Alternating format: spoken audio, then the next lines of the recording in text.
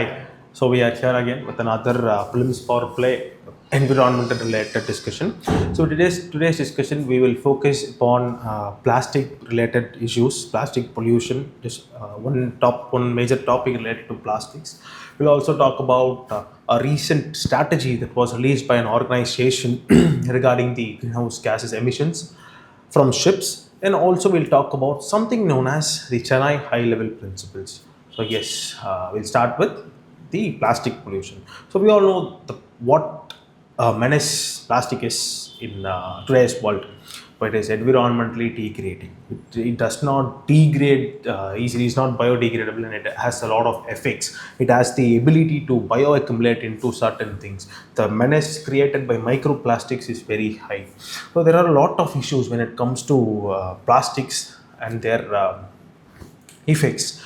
So we will not going to discuss about plastics, their roles, their numbering systems, and all these stuff. We will focus on something known as the plastic overshoot day. Now, what is plastic overshoot? Or what is overshoot basically? So overshoot is basically something that is overdoing, something that is exceeding, something that is not in line. So this is what we call as overshoot, and we would have come across something known as the Earth Overshoot Day.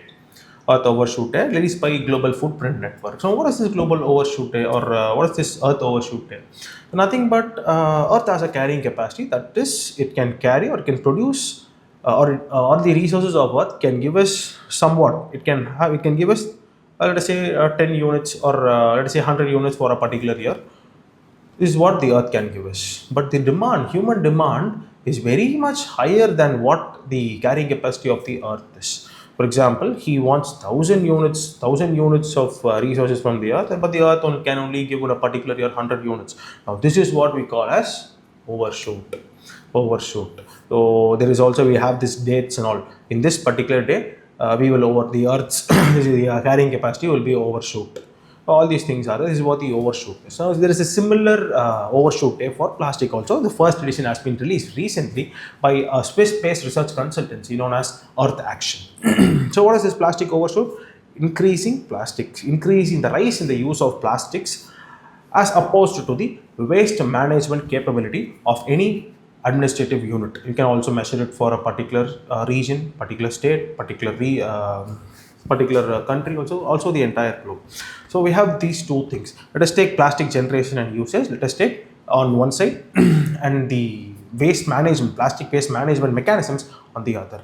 One of the major mechanisms that we have is reuse and recycle, right? That we'll take on the other side. Now, what is this overshoot?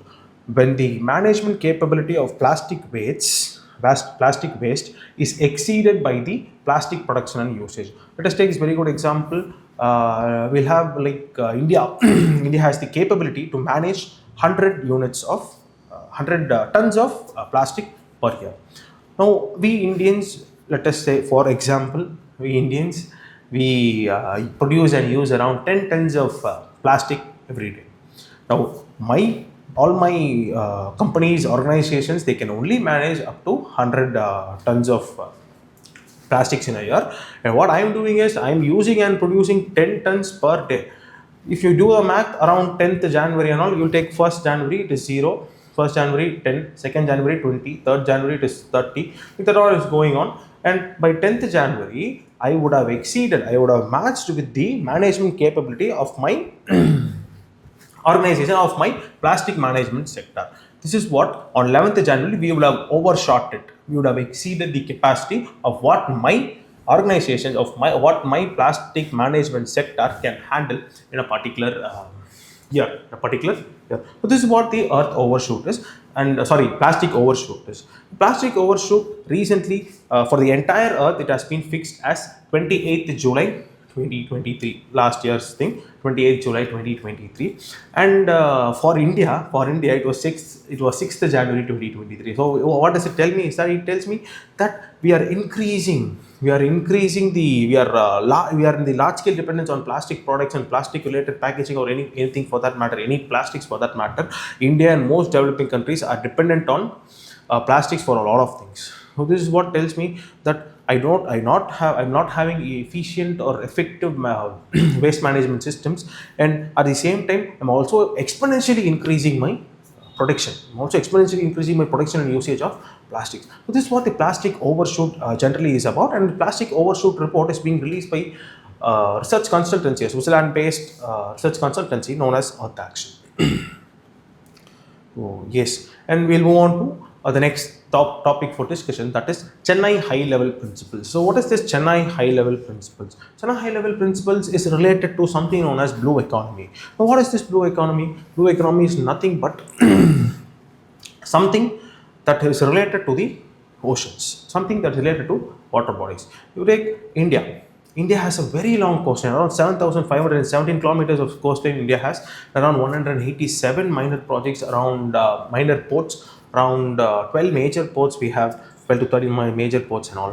So these things are there, but we are using it to the maximum potential. We have to use it to the maximum potential. If you ask World Bank for the definition of blue economy is nothing but the sustainable use of ocean products is what is known as blue economy. Sustainable use for ocean products for development and growth is blue economy, and a lot of other organizations, other effective large scale organizations also comply to this particular definition by the World Bank. So this is what the blue economy is. This is how blue economy can be used, and this China level principles talked about is a G20 initiative that talks about blue economy. So this is what blue economy is, and we'll move on to something the last topic for discussion, that is IMO, Indian International Maritime Organization, has recently released a strategy on reducing greenhouse gas emissions in the shipping industry. So, shipping industry is one of the largest producers of all these air pollution, greenhouse gases, and all these stuff.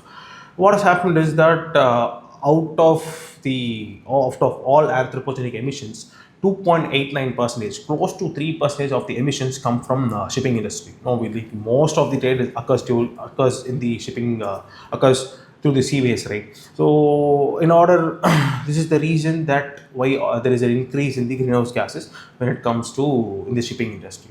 So, shipping industry, a lot of pollutants come out from there. We have black carbon, we have nitrous oxides, we have nitrogen oxides. We have nitrous oxide, we have nitrogen oxides, carbon monoxide, and a lot of other pollutants also, carbon dioxide, a lot of other pollutants also are emitted from the exhaust of ships. Now, what has IMO done? IMO has brought a strategy. What does this strategy entail? Strategy talks about reducing CO2 emissions by 40% from 2008 levels by 2030. So the first target that has been set by IMO, and the next target is to become net zero in the shipping industry by 2050. So these are the two things that has been discussed. This has been done or brought under the strategy by International Maritime Organization. Well, what are the mechanisms that they use? What are the mechanisms that individuals or institutions or countries use to reduce greenhouse gases emission from shipping industries? There are three major things that can be used. One is the closed loop scrubber. The next is the selective catalytic reduction. The last one is something known as not an innovative project, but yes, something known as slow steaming. So we'll first discuss this closed loop scrubber.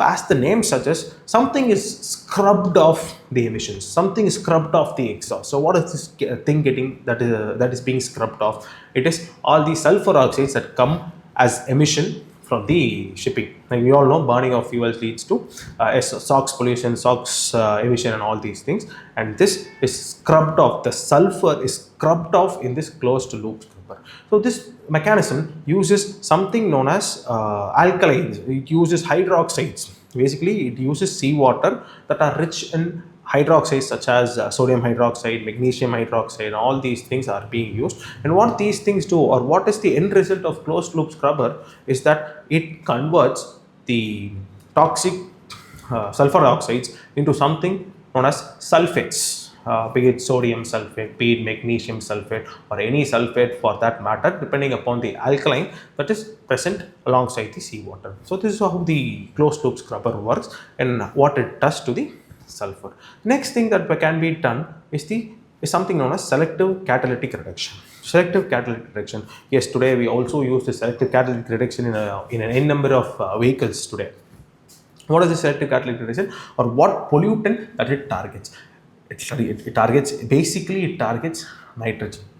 NOx emissions are being targeted with selective catalytic reduction. It uses urea. Usually, there are also other compounds with honeycomb structure will be there. There will be vanadium oxide, titanium oxide being used in selective catalytic reduction. But the basic premise is that it uses urea. We all know this is another form of nitrogenous pest fertilizer that we use a lot. Yes, this urea is being used to convert nitrogen oxides into water, H2O, and elemental nitrogen. So this is how an harmful substance known as nitrogen, a harmful gas known as nitrogen oxides are being converted into nitrogen and water. This is what the selective catalytic reduction is. And moving on to the third thing is that of slow steaming. What is this slow steaming? It does not sound like something too technical also. It's not something too technical, but nothing but reducing the speed of steamers. We all know steamers, ships also have this other name called as steamers, or these cargo ships and all. What they do is that they deliberately reduce the speed. When we are moving at a faster rate, I'm going to consume a lot of fuel. A lot of emissions is going to come out from consuming a lot of fuel. What people do is that what the shipping industry does is that it increases the timing, or it decreases the speed, so that very low fuel will be used, and all these emissions can be reduced. So these are the three methods through which the goal or the strategy of International Maritime Organization to reduce greenhouse gases from shipping industry can be achieved. So we have the next few slides accompanied with previous year questions relating to blue economy, relating to all these plastic related questions, and also to greenhouse gases. Yes, we want to. Thank you.